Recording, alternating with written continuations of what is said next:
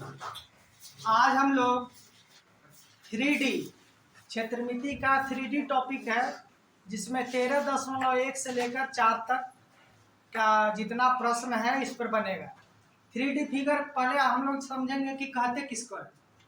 तो जिस ज्यामितीय आकृति में लंबाई, चौड़ाई और ऊंचाई या गहराई उपस्थित होता है उसे हम लोग 3D आकृति कहते हैं या त्रिविमीय आकृति। जैसे कि आपका हो गया घन। घन का शेप हम लोग इस शेप का होता है, तो सब लोग जानते हैं। एज एग्जाम्पल के तौर पर आपको बता दें कि जैसे लूडो का पासा आप लोग देखे हैं, तो लूडो का पासा घन के शेप का होता है, जिसको हम लोग क्यूब कहते हैं। तो सबसे पहले ये हुआ आपका 3D आकृति। और एक आयत होता है, आयत में लंबाई चौड़ाई होती है, तो वो हो गया 2D आकृति। तो 2D वाला जितना है हम लोग 12.1 से लेकर 3 तक में पढ़ चुके हैं, जिसमें है त्रिभुज, चतुर्भुज, त्रिज्यखंड, वृत्तखंड, चाप की लंबाई सब पढ़ चुके हैं। इसमें हम लोग शुरू करेंगे घन से। दूसरा होगा घनाभ, पहला हो गया आपका घन और दूसरा होगा घनाभ, जिसको कहते हैं क्यूबॉइड। इसके बाद हम लोग फिर चलेंगे बेलन पर। तो आज सबसे पहले इसमें दिक्कत क्या है मेंसुरेशन में कि पूरे आपको 13.1 से लेकर 4 तक में जो 6 टॉपिक है, 6 में 4 फार्मूला सब में। तो पहले आपको 24 फार्मूला आपको पूरा कंठस्थ करना होगा। 26 फार्मूला में भी लिखाएंगे, और जब 26 फार्मूला आपको याद हो जाएगा तभी प्रश्न बनना शुरू होगा। इसके बाद भी कुछ नियम है, जो नियम बताएंगे उसके बाद बनेगा। तो सबसे पहले हम लोग आज चर्चा करते हैं घन पर। तो घन क्या क्या आकार के बारे में आप लोग देख लिए कि ये चारों तरफ से वर्गाकार दिखता है। जिस तरफ से देखिए तो इसमें क्या आपको देखेगा, वर्ग ही देखेगा। तो इसमें सबसे पहले इसका होता है आयतन। तो घन का आयतन बराबर होता है भुजा क्यूब। पहला फॉर्मूला हो गया भुजा क्यूब, या इसी को शॉर्ट में ए क्यूब भी लिख देते हैं। दूसरा इसका होता है विकर्ण।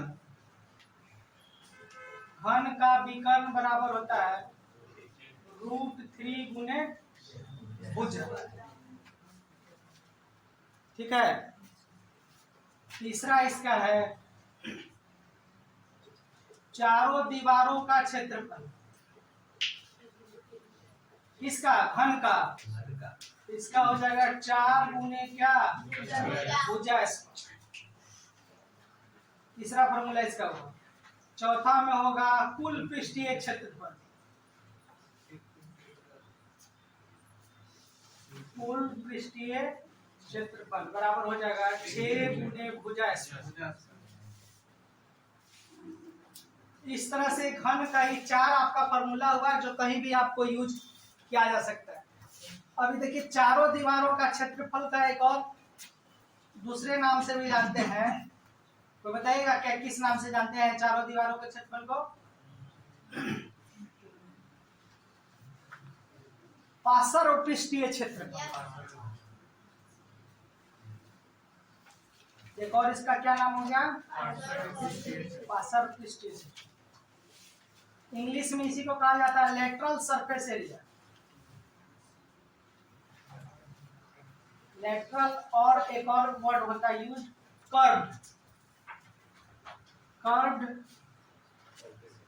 Surface area. इसको शॉर्ट में आपका CSA कहते हैं। याद रखिएगा, CSA मतलब हो गया कर्व्ड सरफेस एरिया। ये जो कुल पृष्ठीय क्षेत्रफल है इसको शॉर्ट में कहते हैं TSA, टोटल सरफेस एरिया। ये आपका घन का यही 4 फॉर्मूला है। अब इसमें समझना है कि किसमें कब फॉर्मूला कैसे लगेगा। तो आयतन में ध्यान रखेंगे कि जब भी घन का कैपेसिटी संबंधित आपको बात कहेगा, है ना, जैसे मान लीजिए कि कोई कमरा है जिसका लंबाई चौड़ाई और ऊंचाई दिया हुआ है और उसमें कितना पानी या कोई चीज अट सकता है, इस तरह का कैपेसिटी संबंधित रहेगा, तो उसमें आप समझेंगे कि आयतन ही निकालना है, वॉल्यूम निकाल देंगे। तो वॉल्यूम जब निकालेंगे तो वॉल्यूम का यूनिट क्या होता है, सेंटीमीटर क्यूब या मीटर क्यूब, ध्यान रखेंगे। तो जब भी वॉल्यूम का यूनिट आएगा तो या तो मीटर क्यूब में आंसर लिखेंगे, या अगर प्रश्न में सेंटीमीटर रहेगा तो सेंटीमीटर क्यूब। तो इस तरह से घन में आपका ये आयतन वाला समझ गए। विकर्ण का मतलब होता है कि जैसे हम लोग जिस कमरे में बैठे हुए, तो इस कमरे में अधिकतम लंबाई की छड़ी कैसे रखी जा सकती है, तो इस कॉर्नर से लेकर उस कॉर्नर तक, ऊपर वाला टॉप तक, ये आपका मैक्सिमम लेंथ ऑफ विकर्ण, ठीक है। तो उसको हम लोग विकर्ण कहेंगे। जब आपको प्रश्न रहेगा किसी घन में कि अधिकतम लंबाई की छड़ कितनी लंबी रखी जा सकती है, तब आप समझ जाएंगे कि विकर्ण बोल रहा है। अब चारों दीवारों का क्षेत्रफल, तो चारों दीवारों का क्षेत्रफल में हुआ जैसे कमरे की आपको पेंटिंग करनी है, तो पेंटिंग करने रहती है तो आपको 4 दीवारें ही पेंटिंग होता है, ऊपर में जो सेलिंग होता है व्हाइट वॉश होता है ना। तो अगर चारों दीवार रहेगा तो ये फॉर्मूला लगाएंगे। अब जब भी कमरे के सवाल रहेगा पेंटिंग से संबंधित रहेगा, तो आप ध्यान रखेंगे कि कभी भी आपका फर्श पेंट नहीं होता है, तब कुल पृष्ठीय क्षेत्रफल में से फर्श के क्षेत्रफल को क्या कर दिया जाएगा, हटा दिया जाएगा। या नहीं तो दूसरा उपाय है कि चारों दीवारों का क्षेत्रफल को क्या कर दिया जाए, चारों दीवारों का क्षेत्रफल में ऊपर वाला सेलिंग को उसमें क्या कर दिया जाएगा, जोड़ दिया जाएगा। तो आपके पास 2 उपाय है। तो इस तरह से घन वाला कंप्लीट हो गया। आप चलिए घनाभ में चलते हैं। घनाभ में सबसे पहला इसका आयतन हो जाएगा आपका L into B into H. इसका आप लोग कोई एग्जाम्पल एक बता सकते हैं घनाभ के शेप का? जैसे हो गया, देखिए बक्सा हो गया, कमरा हो गया, और लंच बॉक्स हो गया, हाँ वो भी हो गया, किताब हो गया। ये सब जो तीनों शेप है मैक्सिमम आपको किसका दिखता है, घनाभ का। तो आयतन का ये फॉर्मूला हो गया। दूसरा में देखिए आपका विकर्ण है, root under L square plus B square plus. अब इसमें भी वही आ गया, चारों दीवारों का क्षेत्रफल कहिए या वक्र पृष्ठीय क्षेत्रफल कहिए, चारों दीवारों का क्षेत्रफल। इसके लिए फॉर्मूला हो जाएगा 2H into L plus B। अब इसमें ध्यान दीजिएगा कि फॉर्मूला कहाँ से आया। तो आयत का परिमाप आप लोग पेरीमीटर ऑफ रेक्टेंगल पढ़े होंगे, 2 इंटू एल प्लस बी पढ़े ना है। तब इसमें जब तो आयत 2D फिगर हो गया, तो उसी में जब एच हो जाएगा तो यहाँ एच क्या हो जाएगा, लग गया, तब आपका फॉर्मूला बन गया।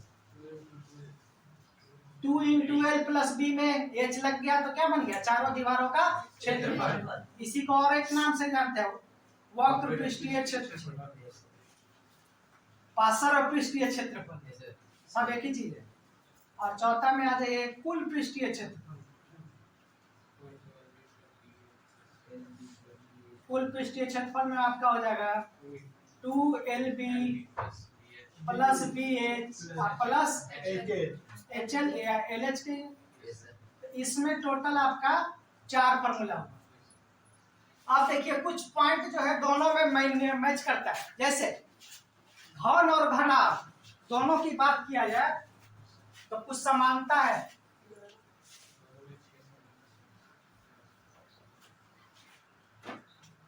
क्या क्या समानता देखिए,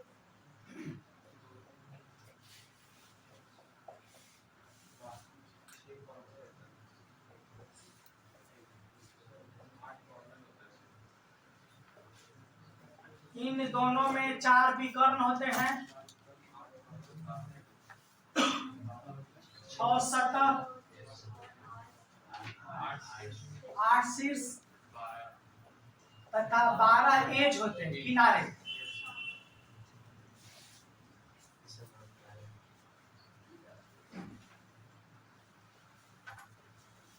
ये आपका कॉमन है। जहां भी आपका क्षेत्रफल होगा तो उसका यूनिट बता ही चुके आपको कि क्या होगा, मीटर स्क्वायर या जनरल तौर पर अगर रहेगा विकर्ण रहेगा या लंबाई चौड़ाई या विकर्ण ऊंचाई रहेगा तो क्या चीज में होगा आपका, मीटर में या सेंटीमीटर। आयतन का यूनिट अभी आपको बता ही चुके हैं, जो भी रहेगा मीटर क्यूब या सेंटीमीटर। तो इस तरह से आपका घन घनाभ का इतना फॉर्मूला के आधार पर आप प्रश्न क्या कर सकते हैं, बना सकते हैं।